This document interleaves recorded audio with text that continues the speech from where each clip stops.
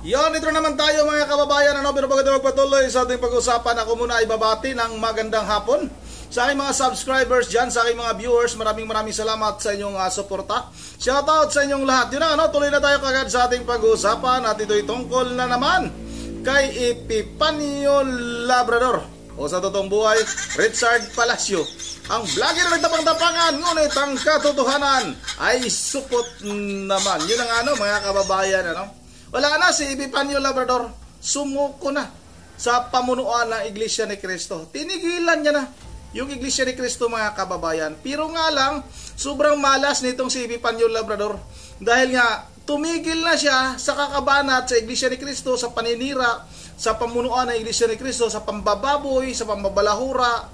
Ang problema ngayon ni Epifanio Labrador, mga kababayan, ay may mga kaso na siya na kinakaharap.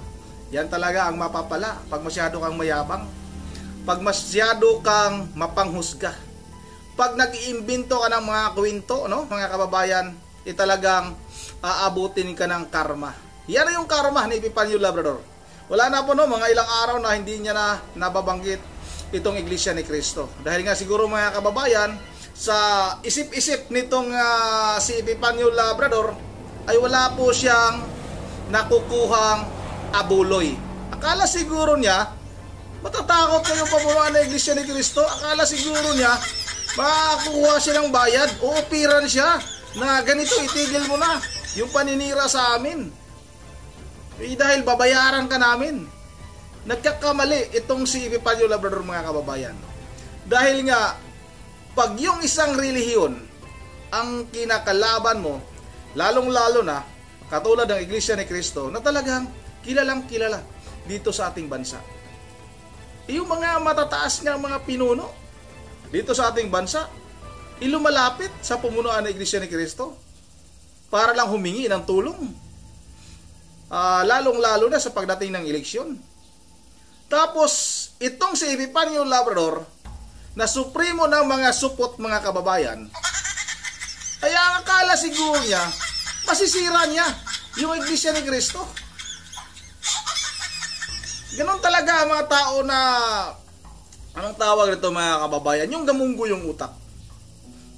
Yung naniniwala sa kanya, yung mga uto-uto din yung mga subscriber.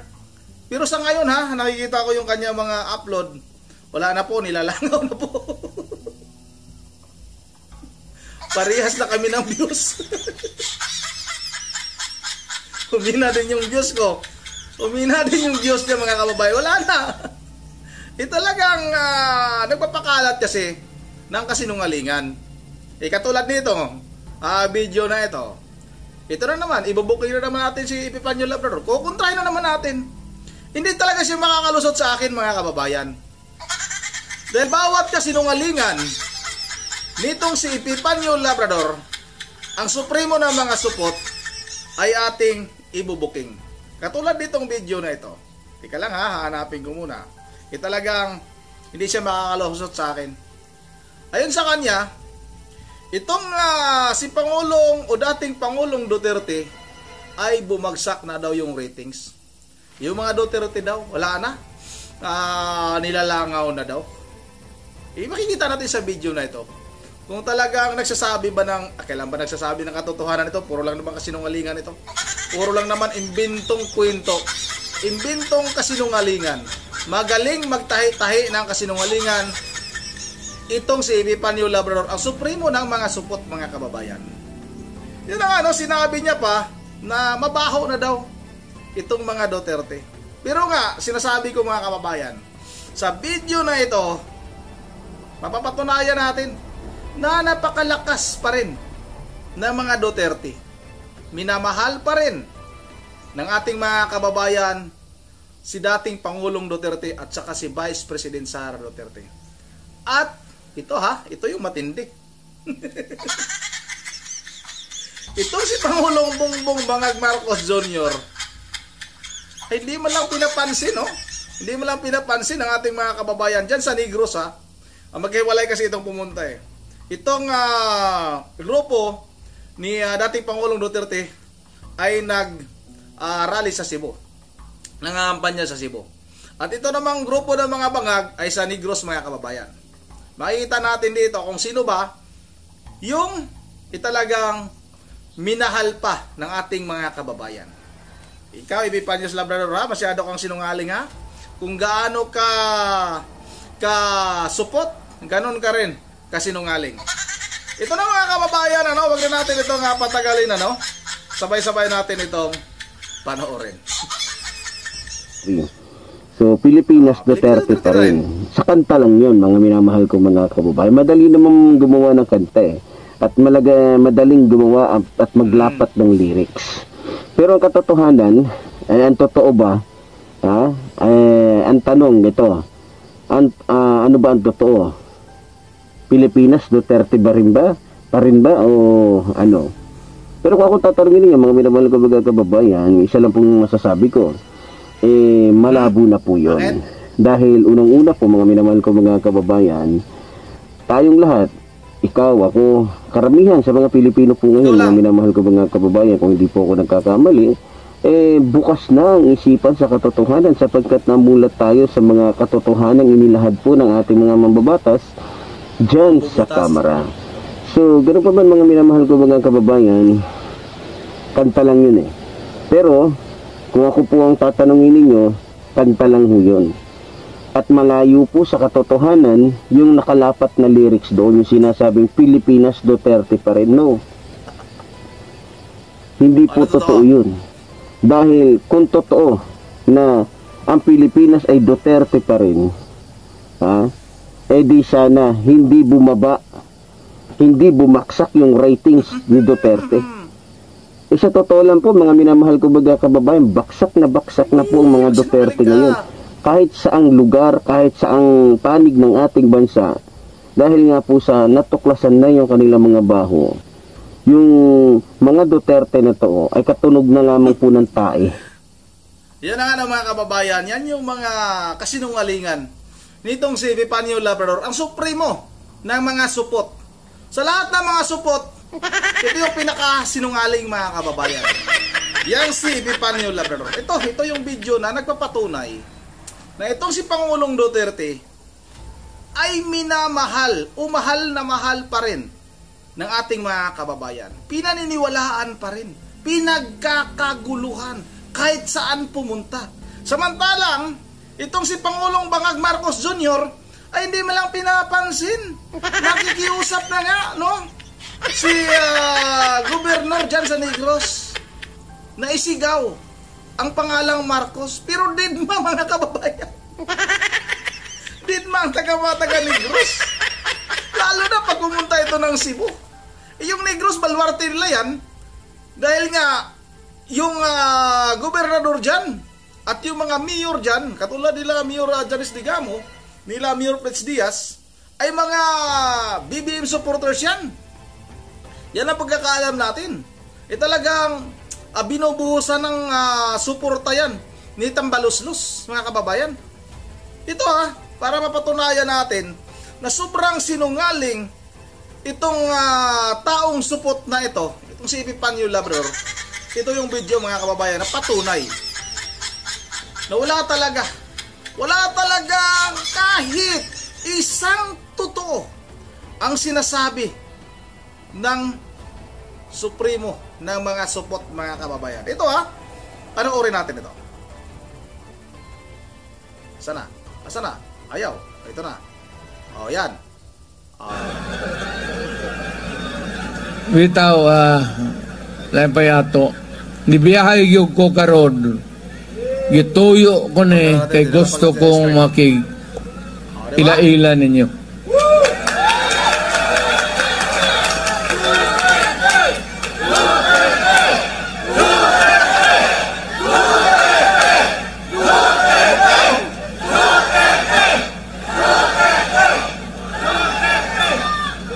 Basig ani baya lang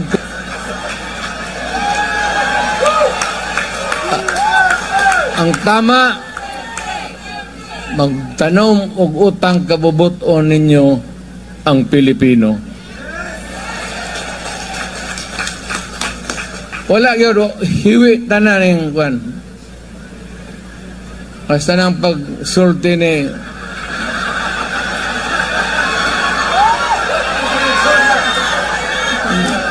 duga na eh. Anong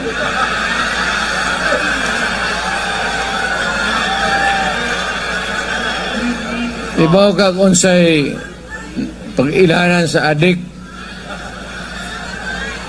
mukalit lang o ang sip-on mukalit lang tulo. Di nila mapunggan. Ang hibaw anak ko diya ay taga Davao man silag Dameo. Kaya magkita mi anas Davao mukalit lang og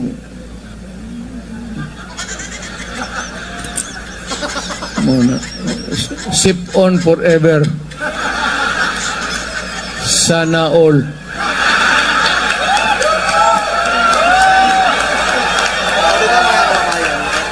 Sumandang tao. At yung mga tao ay sumisigaw ng Duterte.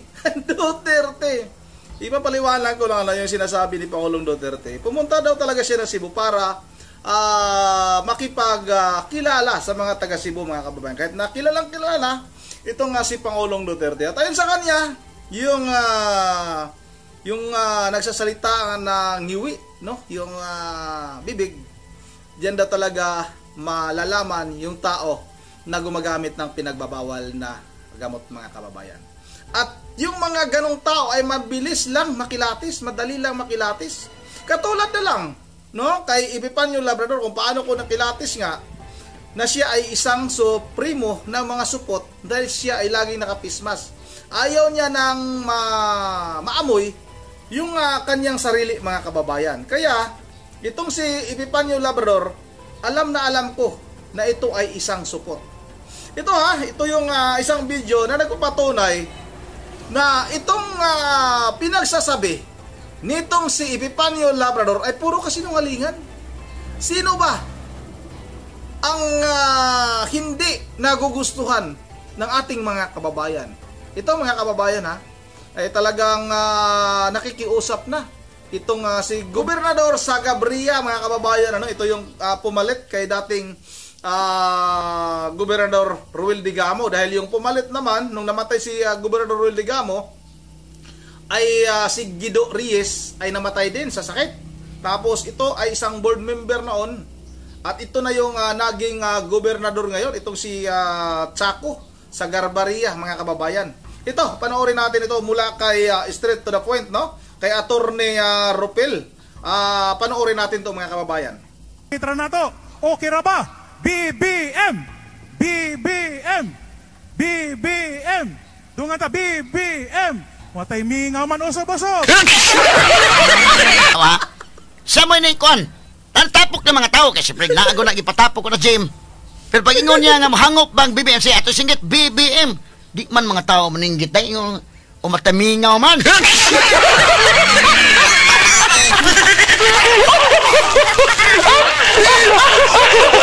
Mga tao Negros mahigala bida. Good morning mga taga Negros, no. Ang ako masulti ninyo, kuan gyud mo mga tawhana mo kanang di mo plastic.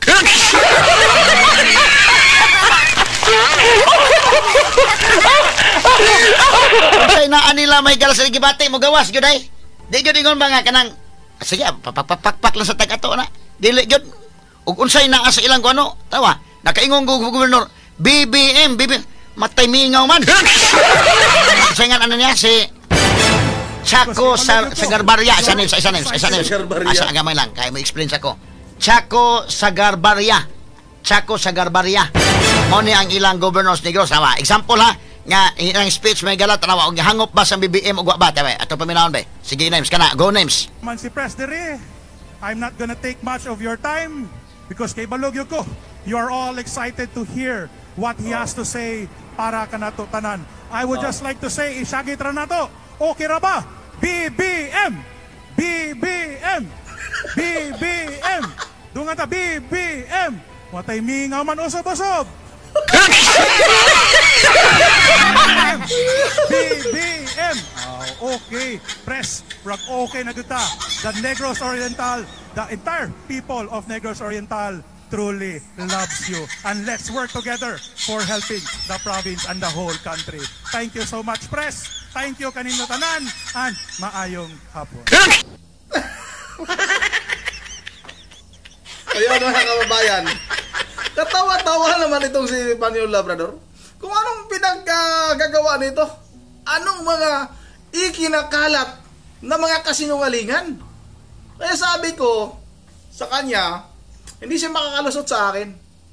Hindi pwedeng puro lang tayo ngaw-ngaw. Hindi tayo pwedeng puro lang kasinungalingan. Nag-imbento tayo ng kasinungalingan na wala tayong ebidensya. Iyan yung ebidensya. Yan yung patunay. Saan ba yung mukha mo, Epipanio? Yung pismas mo, matagal na naman yan. Hindi mo na naman nalabahan yan, ha? Yung kulay blue mong pismas, nasa ano yun? Baka ginawa mo ng brief yung kulokoy ka. Ginawa mo na yatang bahag yung isang pismas mo, ha? Yun ano mga kababayan, no? Grabe, sobrang sinungaling ang tao na ito. Kaya nga, sabi ko sa kanya mga subscriber, at nakikita ko naman na parang dahan-dahan na talaga, na nawala na ng tiwala yung mga taga-suporta nitong si Epipanio Labrador. Dahil sa patuloy nating pagbibira kay Epipanio Labrador, bumagsak na. Siya yung bumagsak, hindi si Pangulong Duterte. Hindi siya yung bumagsak. At yun na nga mga kababayan, may video pa tayo mamayang ilalabas na pinagtatanggol niya itong bagong upo na PCO secretary, itong si Attorney Claire Castro, na sinasabi ko na abogado ni Epipanio Labrador sa upload ko kahapon mga kababayan. Mapatunayan natin na itong si Epipanio Labrador ay baka may may tumatawag nga ito kay Attorney Claire, dahil nga noon yung pinapakita ko na video kung saan ginagawa ng reaction video ni Attorney Claire itong si Epipanio Labrador, at pinuri pa mga kababayan dahil nga daw sa tapang kahit na nakapismas ay ginagawa daw ni Epipanio para protektahan yung kanyang sarili. Ito mga kababayan, dahil patuloy natin ito, may maikli pa tayo ditong mga sinasabi nitong si Epipanio Labrador, ang supremo ng mga supot. Ito. No? Dahil yung kanilang ginagawa, ang kanilang mga sikreto ay nabunyag na. Lalong-lalo na po yung pagnanakaw, pang-aabuso nitong Mary Grace Piatos na mas kilala sa pangalang Sara Bulate. Diyan mga kababayan, diyan natin mapapatunayan na itong si Epipanio Labrador ay gamunggo lang talaga yung utak. Hindi naman talaga pwede na ilagay yung totoong pangalan dyan sa confidential fund. Kung sino yung nabibigyan ng budget na yan. Hindi talaga pwedeng ilagay yan. Dahil nga, mas mabilis sila na makilala. Paano na lang pag nakilala nila yung isang agent na yan? Paano pag makilala ng mga makakaliwa katulad nila Franz Castro? Pag halimbawa, may pinamanmanan na mga katulad ni Franz Castro na mga membro ng NPA mga kababayan, ilagay mo yung pangalan mo doon, yung totoong pangalan mo doon. Ilagay mo doon si Juan pangalawang supot, kasunod ni Supremo supot. Di mas mabilis matunton. Ikaw nga hindi mo nga maibigay-bigay yung totoo mong pangalan. Dahil gumagamit yan ng alias. Tapos yan, hindi mo makukuha yan. Hindi mo maintindihan. Hindi mo maunawaan yan. Tutusukin ko talaga mata mo Gawin ko talaga utak mo O mga subscriber kayo, Epipanio, lumayas na kayo dyan. Pinagluluko kayo sa tao yan. Pinagkakapirahan lang kayo. Humihingi pa ng pambili ng bigas tong tindot na ito sa inyo. Wala namang kahit kunti man lang sanang utak. Yan ang mga kababayan. Hanggang dito na lang muna At bago tayo magtatapos, ikaw Panyong, hindi ka makakalusot ka sa akin. O kay Hins TV, shout out sa iyo idol Hins TV, napanood ko yung upload Maraming salamat Hins TV. Oy, bago tayo magtatapos pala mag-shout out muna tayo. Shout out kay Bubot Hindot bigyan ng pusas yan. Yan ang sabi ni Bubot. Ayun naman kay sino ito Luis to Figurao. Mayabang ang attorney na yan. Akala mo kung siya ang pinakamagaling. Totoo talaga yan, mayabang yan. Vlogger yan mga kababayan. Si Attorney Claire Castro. Yung kanyang YouTube channel, Batas with Attorney Claire. Yan yung YouTube channel yan. Mapapanood mo doon yung mga talagang, alam mo naman, no? Dahil kaya nilagay siya ni BBM dyan sa posisyon na yan. Kasi nga, number 1 yan na bumabatikos sa mga Duterte. Kita nyo mga kababayan, kahit walang ebidensya, in-upload niya sa kanyang YouTube channel ang tungkol kay Epifanio Labrador na si dating Pangulong Duterte daw ang nagpapapatay kay dating Kaper Silapid. O kung hindi ka ba hindot na isang abogado, gagawin mo ba yun? Shout out na rin kay Ramel Magallanes. Yung ano to ha, lahat mo, clear ang baho. Shout out na rin kay Marcos Garcia. Nice, ayun kay Marcos Garcia, kay Winnie Casimiro. Hello po, good morning po. Maraming salamat sa iyo, Winnie. At shout out na rin kay Allegiance Gaming. Shout out ha, Dado, matay ka lang. Hindi yan, lalaban niya si Captain Dado. Maniwala kayo sa akin. Talagang matapang yan. Yan ang tunay na matapang. Yan ang Supremo. Hindi katulad dito ang isa nagpapakilala ng Supremo. Supremo naman ang mga supot. Yan talaga ang totoo. Shout out na rin kay Jimar Badilla. Shout out ha. Happy watching from Butuan City, Mindanao. Ay, shout out sa lahat ng taga Butuan City dyan sa Mindanao. Shout out na rin kay Idol Hens TV. Patay na daw po sa sakit ng kolera. Uy, namatay na si ano? Patay na si ano, Idol? Patay na ba si namatay na talaga si Epifanio. Namatay na pala talaga. Ilan ba? Baka mga ilang oras pa lang nalipas. Shout out na kay Noel de Guzman, mas matapang yan si Dado. Hinarap pa ni Dado si Torre. Pumunta ha? Sana ha? Pumunta na sana yun. Nawala na sana. Sana ba yun? Sana yun. Matapang pa si Dado Noel de Guzman. Nasaan ka Noel de Guzman? Ba't nawawala? Ay nawawala, hindi ko makikita. Asa na yun?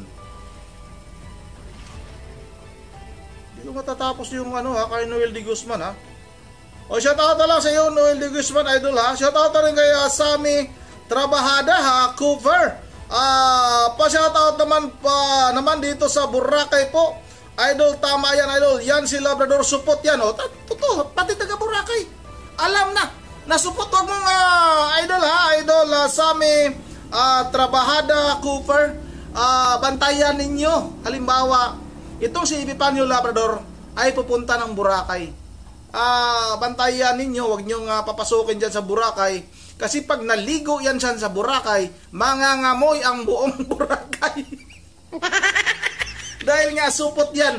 Delikado yan. Talagang magiging mabalahura yung napakagandang Boracay. Mangangamoy Epifanio yan.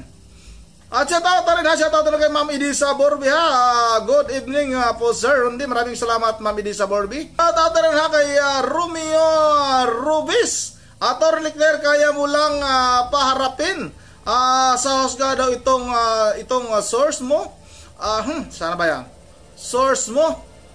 Sana ba yun? Attorney Claire, kaya mo bang paharapin sa husgado itong source mo para mapatunayan niyang totoo ang mga sinabi niya? Pag hindi, di kami maniniwala sa iyo. O, totoo talaga yan.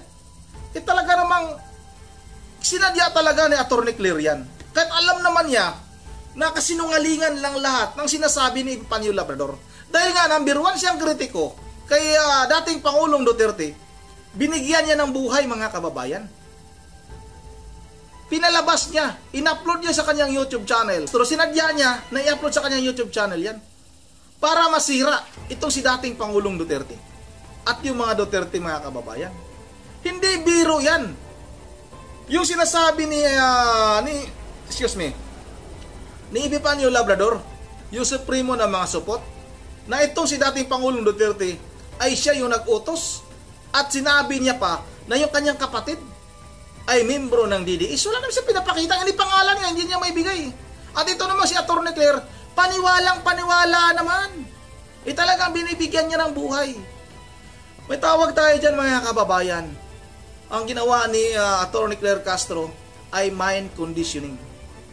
Para nga maitanim sa isipan ng ating mga kababayan na masama yung mga Duterte. Yan talagang habol nitong si Atty. Claire na bagong itinalaga nitong bangag nating presidente bilang PCO Undersecretary. Yan ang mga kababayan, shout out rin kay Ma'am Joyce ng Japan, kay Ma'am Bergie Religious ng Pulilan, Bulacan, at sa kanyang mga apo si Hugo, si Yuri, at saka si Dion. Maraming salamat sa inyong panonood. At hanggang dito lang muna. Once again, this is Rundi TV mo. Ingat yung lahat. God bless bawat isa sa atin.